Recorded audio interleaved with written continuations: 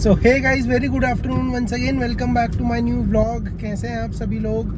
I hope आप सब लोग अच्छे होंगे। तो गाइस, आज के व्लॉग में हम बात करने वाले हैं 5 things which I love the most and which I hate the most about my Honda City. जी हाँ गाइस, आज के व्लॉग में मतलब 5 ऐसी चीज़ों के बारे में बात करूँगा जो मेरे को बहुत पसंद है अपनी होंडा सिटी के बारे में, और 5 ऐसी चीज़ों के बारे में बात करूँगा जो मेरे को बिल्कुल भी पसंद नहीं है होंडा सिटी के बारे में। और बाकी आप में से जिन जिन लोगों के पास भी होंडा सिटी है वो रिलेट कर पाएंगे, और प्लीज़ कमेंट सेक्शन में नीचे पिंक करके ज़रूर मेरे को बताइए कि कितना क्या आप लोग रिलेट कर पा रहे हैं। तो गई, सबसे पहले बात कर लेते हैं कि पॉजिटिव पॉइंट्स है ऑब्वियसली, कि वो 5 चीज़ें ऐसी कौन सी हैं जो मेरे को अपनी होंडा सिटी के बारे में सबसे पसंद है।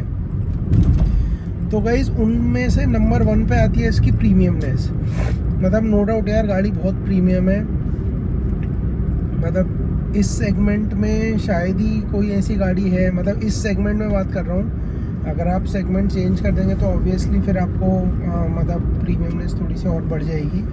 बट आई डोंट थिंक कि इससे एक सेगमेंट ऊपर भी किसी सेगमेंट में इतनी प्रीमियमनेस आती है। मतलब इसके इंटीरियर्स, इसकी सीट्स, और इसका जो एक ओवरऑल मतलब अंदर बैठ के आपको लगता है कि हाँ महंगी गाड़ी में बैठे हो, तो वो एक इसमें फैक्टर है थोड़ा सा। मतलब प्रीमियमनेस का एक फैक्टर है इसमें, ठीक है। और सेकंड अगर हम बात कर लेते हैं इसकी, तो मैं कहूँगा सेकंड नंबर पे मैं इसके रखूँगा राइड कंफर्ट को। ठीक है यार, होंडा सिटी जो है ना, एक वो एलीट मतलब एग्जीक्यूटिव क्लास की गाड़ी मानी जाती है, एलीट क्लास की।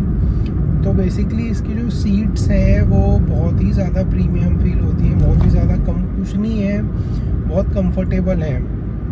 अब इसी में कुछ लोग कहते हैं कि यार इसकी ग्राउंड क्लियरेंस नहीं है, ये नहीं है, वो नहीं है। तो यार ये गाड़ी लो ग्राउंड क्लियरेंस, मतलब ग्राउंड क्लियरेंस के लिए गाड़ी बनी भी नहीं है। मतलब आप इस गाड़ी से अगर सोचो ऑफ रोडिंग कर लो, तो ऑफ रोडिंग आप जिस गाड़ी से करते हो उसमें ना आपको कंफर्ट मिलता है ना कुछ मिलता है। ये गाड़ी ऑफ रोडिंग के लिए नहीं बनी। मतलब आपको ये समझना पड़ेगा, हर गाड़ी का अपना एक यूएसपी होता है बेसिकली। इसका यूएसपी है राइड क्वालिटी एंड कंफर्ट, उसमें कोई डाउट नहीं है, कोई दो राय नहीं है उसमें।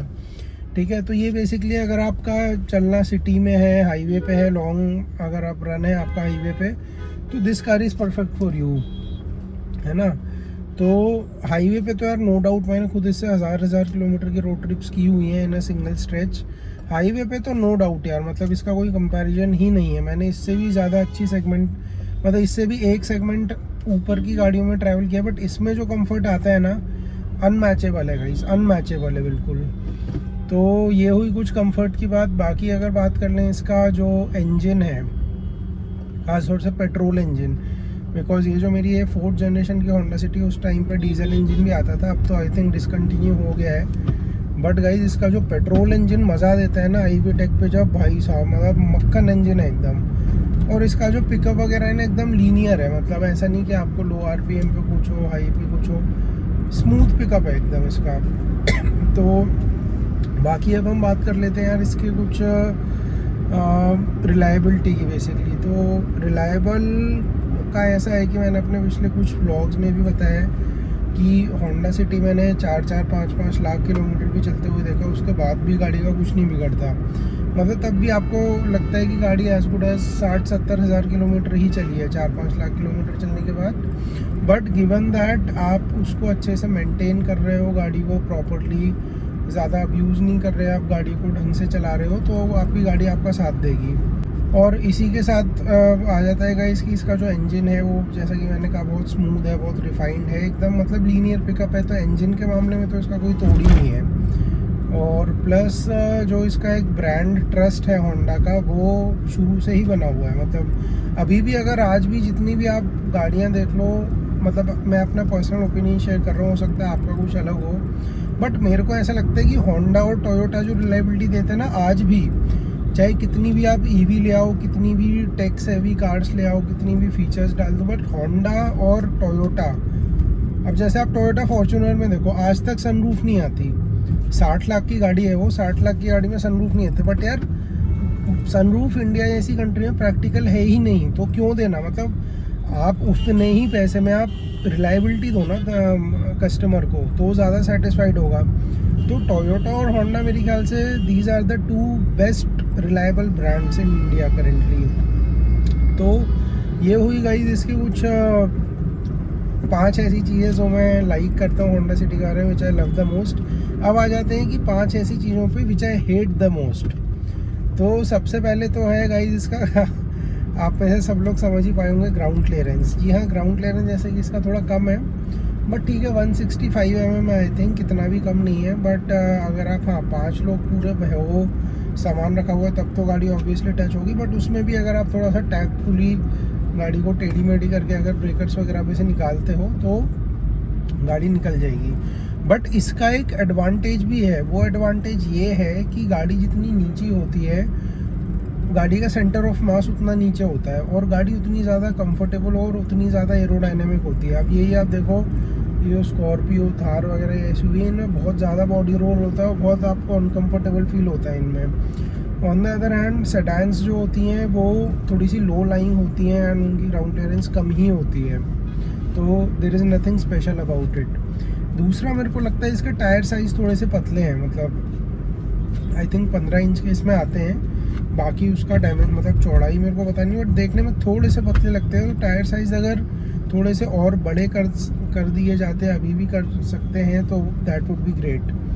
अच्छा, तीसरा जो मेरे को इसका है कि थोड़ा सा इसका इंफोटेनमेंट सिस्टम जो है ना, वो जैसे इस वाले जनरेशन में जो आता है वो क्या है कि सारा कुछ टच बेस्ड है।